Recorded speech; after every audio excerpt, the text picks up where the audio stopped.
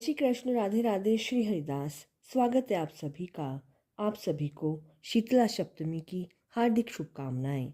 एक बार शीतला माता ने सोचा कि चलो आज देखकर आती हूँ कि धरती पर मेरी पूजा कौन करता है और कौन मुझे मानता है।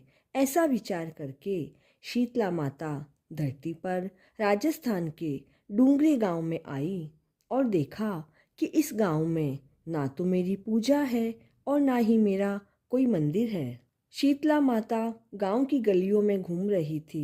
तभी एक मकान के ऊपर से किसी ने चावल का उबला पानी अर्थात गरम मांड नीचे फेंका। वह उबलता हुआ पानी शीतला माता के ऊपर जाकर गिरा, जिससे शीतला माता के शरीर पर बड़े बड़े छाले व फफोले पड़ गए। शीतला माता के पूरे शरीर में बहुत तेज जलन होने लगी। शीतला माता गांव में इधर उधर भागकर चिल्लाने लगी, अरे अरे, मैं जल गई, मेरा शरीर तप रहा है, जल रहा है, कोई मेरी मदद करो, कोई मेरी मदद करो। लेकिन किसी ने भी शीतला माता की मदद नहीं करी। इधर एक कुम्हारन अपने घर के बाहर बैठी थी। उसने देखा कि अरे, यह बूढ़ी माई तो बहुत जल गई है, इनके तो पूरे शरीर में बड़ी तपन है और पूरा शरीर फफोलों से भरा पड़ा है। तब कुमारन ने शीतला माता से कहा, माँ जल्दी से तू इधर आकर बैठ जा, मैं तेरे शरीर पर ठंडा पानी डालती हूँ। तब कुम्हारन ने शीतला माता पर खूब ठंडा पानी डाला और बोली, हे माई, मेरे घर पर रात की बनी हुई राबड़ी रखी है और थोड़ा दही भी है, तुम दही राबड़ी खा लो। तब बूढ़ी माई ने ठंडी राबड़ी व दही खाया तो बुढ़िया माई के शरीर में बहुत ठंडक हुई।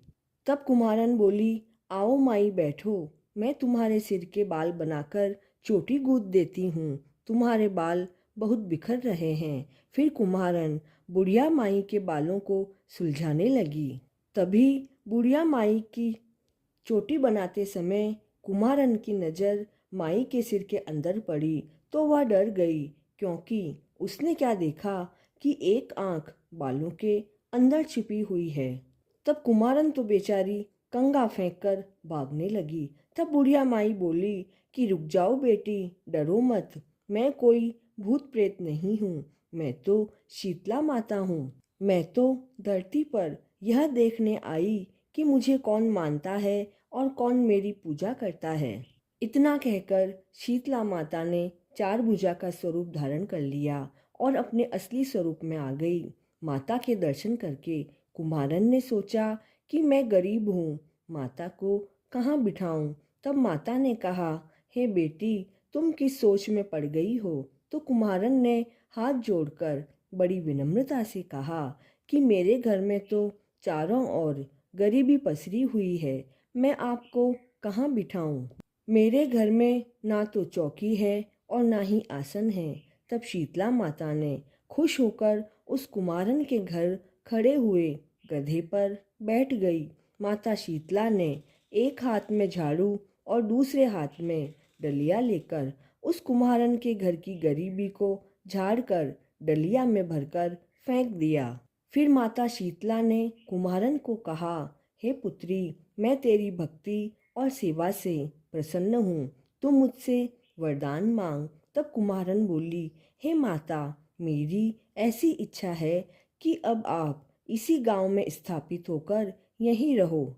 वह जिस तरह आपने मेरे घर की गरीबी को अपनी झाड़ू से साफ करा, इसी तरह आप जो भी होली के बाद की सप्तमी को भक्तिपूर्वक आपकी पूजा करेंगे, आपको ठंडा जल, दही व बासी भोजन चढ़ाएंगे, उसके घर की दरिद्रता को दूर करना।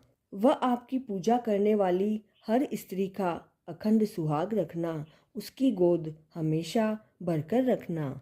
इसके अलावा जो भी पुरुष शीतला सप्तमी को नाई के यहाँ कटिंग नहीं करवाए, धोबी को कपड़े न दे, वह आपकी पूजा करे, उनके कामकाज व्यापार में कभी भी मंदी न आए। तब शीतला माता ने तथास्तु कहा, वह जो भी तुमने मांगा वह सब तुम्हें मिलेगा। हे पुत्री, मैं तुम्हें यह आशीर्वाद देती हूँ कि मेरी पूजा का अधिकार केवल कुम्हार जाति का ही होगा। उसी दिन से डूंगरी गांव में माता शीतला स्थापित हो गई व उस गांव का नाम शील की डूंगरी हो गया। शील की डूंगरी में शीतला माता का मुख्य मंदिर है। शीतला सप्तमी पर वहाँ बहुत भव्य मेला लगता है। इस कथा को श्रवण करने से दरिद्रता का नाश होता है व मनोकामना पूर्ण होती है। हे शीतला माता, जैसे आपने उस कुम्हारन की दरिद्रता को दूर किया, वैसे ही अपने सभी भक्तों की दरिद्रता को दूर करना और कृपा बनाए रखना। तो इस अद्भुत शीतला सप्तमी की कथा को अधिक से अधिक शेयर करें। व चैनल पर नए हैं तो please like, share and subscribe this channel. माता शीतला अपने सभी भक्तों पर आशीर्वाद बनाए रखे, इसी मंगल कामना के साथ। जय श्री कृष्णा।